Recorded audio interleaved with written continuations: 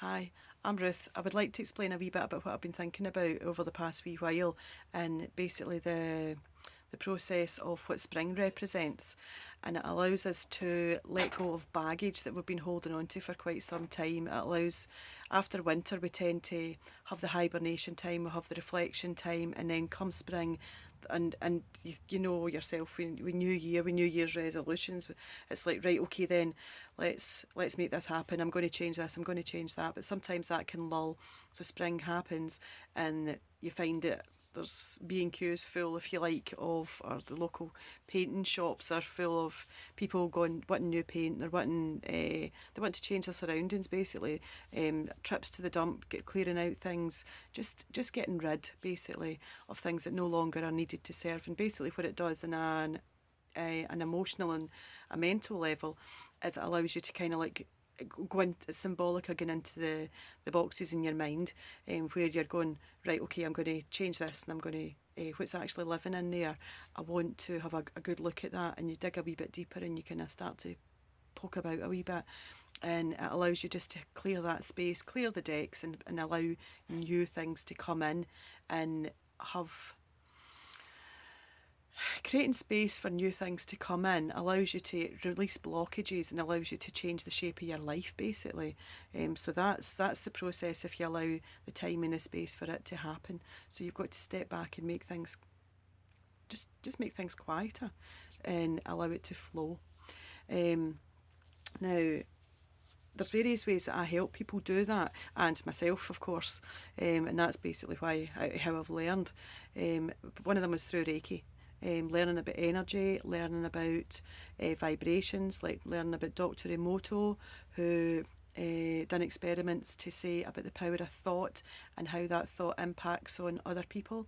So basically, just a thought holds a vibration that is it's an arrow of intent that gets sent out there, and it can heal or it can hurt. Right, so it can be very loving or it can be very hurtful. I'll speak more about his work in workshops and or during treatments or whatever else. So that's Dr. Emoto. Now, there's also the understanding about the chakras and the energy centres, our own personal energy centres. So we have a responsibility to ourselves to ensure that we are the healthiest that we can be at that given point with the information that we've got. And if we can do that, we allow our body to move and our mind move into an optimum state of health where we're growing all the time. So understanding more information about the chakras and the energy centres certainly provides that. Now, when we bring in psychology, there's a lot of different strands.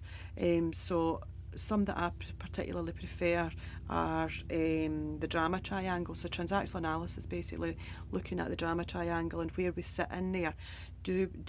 Where are our interactions taking place with other people? There's victim, rescuer, perpetrator or persecutor, as some prefer to, they're interchangeable. But being in victim mode is very disempowering. What you're basically doing is going, I can't cope, I can't do this. So you want somebody to come in and actually do it for you. So you allow that rescuer to then, or you create that space for that rescuer to come in and take over, if you like. You're not allowing yourself to grow in your own personal power with your skills, with your confidence, with your resilience. It is a very disempowering place to be. The role of rescuer is equally destructive in the sense that you are disabling someone else from doing their own thing. You're stopping them and you're holding them back. You're not are showing them the skills if that's your role, or maybe you don't have a role, but stepping in. And every rescuer needs a victim, of course, which gives them the feeling of kind of superiority. It's like, well, I'm doing this and I'm doing that, and it kind of makes people kind of feel a bit better. But what it does is it expresses poor boundaries. And that's something that kind of needs looked at, because poor boundaries lead to too much work, leads to overload, it leads to burnout.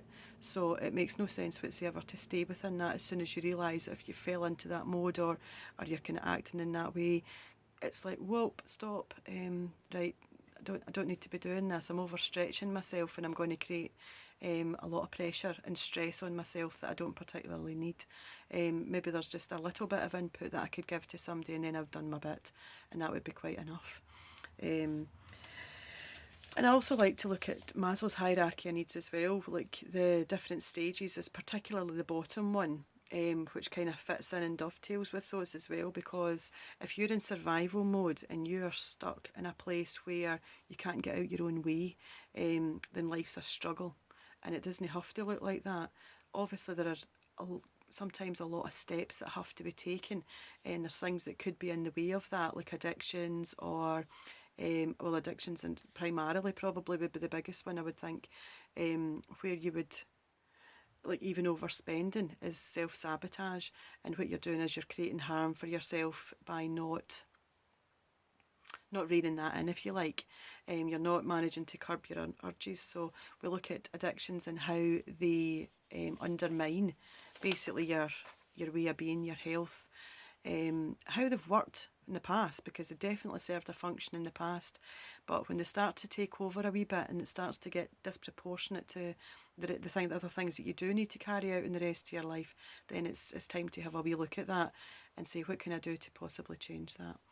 I also look at shamanic principles as well, so there's quite a few different strands, as you can see, that come in to help explain, looking at particular topics from a few different perspectives, certainly allows the majority, if not everybody, basically to be able to grasp quite strongly something that kind of suits them.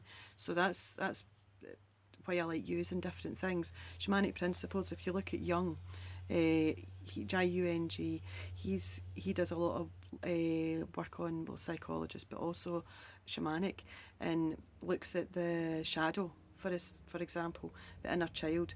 That's basically where fear and hurts live, and how that healing needs to take place in order for you to become more whole. So basically linking into the chakras again, you're strengthening your solar plexus, you're bringing your personal power back to a place where you don't have to be at the mercy of everything that's going on round about. You no longer are that wee boat that's getting flung about in the waves. You're actually commanding that boat, or driving your own bus, as I like to think about it. So that's a useful thing to look at as well. And another element of that is the mirror, and looking at how we get triggered and why we get triggered from other people, and the fertile ground that provides for us to be able to access the shadow and see what lives in there.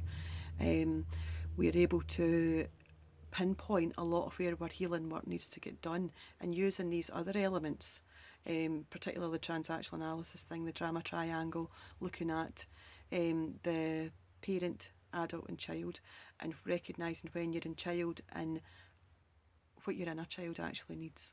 It needs loved, it needs nurtured, it needs to feel safe, and then you will, and as a whole, feel safe, and you'll feel more confident and have more faith in yourself that your decision taking is going to take you in a better direction. Because a lot of what happens is we disempower ourselves by going into victim, because we don't feel as if we can trust ourselves.